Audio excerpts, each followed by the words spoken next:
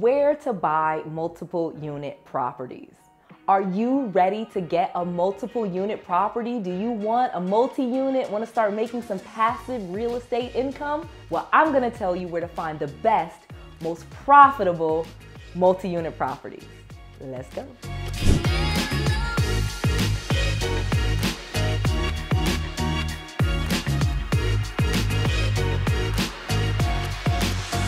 When we first start talking about multi-unit properties, we really got to define and let you know that there really are two types of multi-unit properties. We have single families that fall into the residential type of category, which can range from a 2-unit, a 3-unit, or a 4-unit, otherwise known as a 2 to 4 unit. And then on the commercial side, we have 5 units and up. So when we're talking about multi-unit properties, we really got to decide which one of those two types of properties are you going to focus on. And for the purpose of this conversation, I'm going to give you some tips on how you should know which ones you should be focusing on. But just so you know, they are treated differently when it comes to financing it, and they are treated differently when we are talking about how we will manage them and how lenders see those properties. So kind of start to think about it for a second. When we say multi-units, think about and start talking about and deciding how many units you want. Do you want 2 to 4 units, or are you looking for a small apartment building that has maybe 6 units or 8 units or 10 units?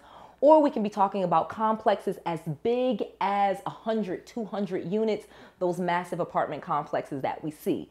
But you have to know before we even get into multi-units, there is a difference between anything less than 5 units and everything over 5 units. So when we're talking about getting 2 to 4 units, that's where we're going to start, because I want you to start small, but I want you to grow big. For the purpose of this conversation, I want you to go ahead and think about finding 2 to 4 units, and I'm going to tell you how to find them. So when we first talk about 2 to 4 units, like I said, those are considered residential real estate. So you can look on normal websites like Zillow, Redfin, Realtor.com, basically websites that fill in from that local MLS. If you have a real estate agent or you're working with a real estate agent, all of the properties that are for sale in the retail market are put into a system called MLS, which stands for Multiple Listing Services. And the websites like consumers like you and I may go to find properties or for properties that are for sale, they pull in all of that data from the MLS and they show a version of that to the general public. And that is the first place where you want to start your search.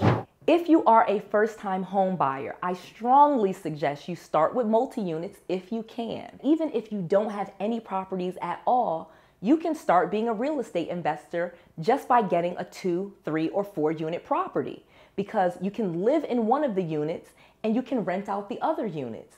This can provide you with your first experiences as a real estate investor. You can get great financing from most banks and lenders.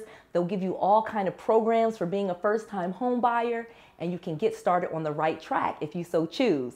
I'm also going to take a moment to say, if you're interested in being a real estate investor, you're probably loving the information that I'm giving you. So please take a moment and subscribe to my channel and make sure you click that little notification bell so I can keep bringing you content like this every single day. So now let's talk about bigger apartments, bigger units, 5 units and plus. Like I said, even if you are a first-time home buyer, you've never had a property at all, yes, you can invest in small apartment buildings. You can actually invest in really big apartment buildings with no experience. So long as you have the money and you're able to find the financing, they will sell it to you. But let me tell you where you will find those properties and how you can best do it. So one of the things when it comes to multi-unit properties, talking 5 units and above, those are considered commercial real estate. Apartment buildings are considered residential, obviously, because people live there. It is their residence. But it's also defined and classified as commercial. So when we are talking about commercial financing, that process is a little bit different than financing a 2 to 4 unit. As I mentioned before, the 2 to 4 unit is a little bit easier. The 5 unit isn't hard, don't get me wrong, there's still a process. But usually what happens is you need a little bit more money down payment. So with most of the commercial financing for apartment buildings and things like that, you're usually going to need 20% down. Let's just say this property was $1 million. I'm just going to use a round number. If you had to put down 20%, that would be $200,000, okay? And then they would give you a mortgage for the other $800,000 and you would go from there.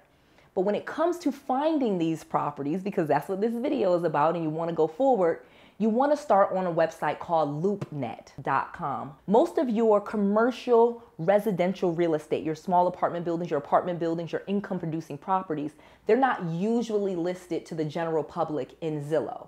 Now, yes, real estate agents can sell businesses and they can sell income producing properties, but usually in the MLS, that information does not transfer to the general public just outright. So where you can find a site for like a regular person, just a regular normal person without a real estate license, you can go to loupenet.com. But on LoopNet, it's going to be a little bit confusing. There's 3 different categories and you want to filter out the office buildings, for example, the medical centers, for example, the strip malls, for example. All of the commercial real estate is listed in LoopNet.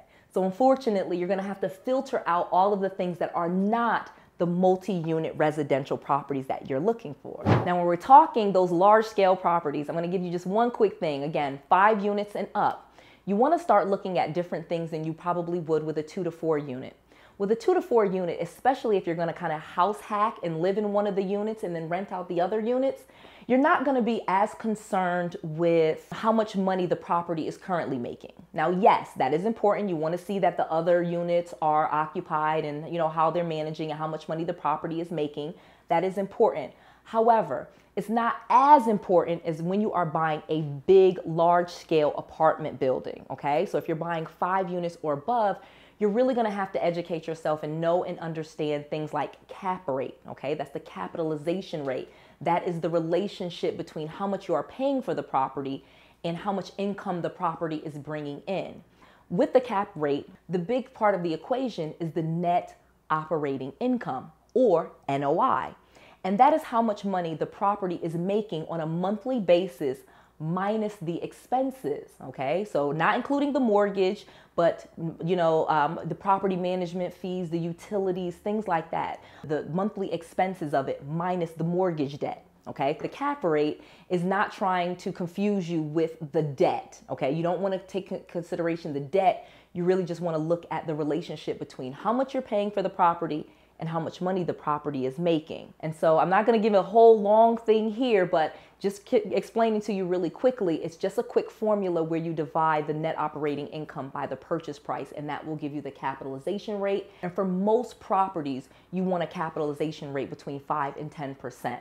And when we're talking about commercial residential real estate, be very careful and know that there's a lot of options out there. So don't think that this is something that you can't do and people will tell you, oh no, it's too hard and you can't do it. There's a lot of financing options out there, the same way that there are for residential properties like 2 to 4 units.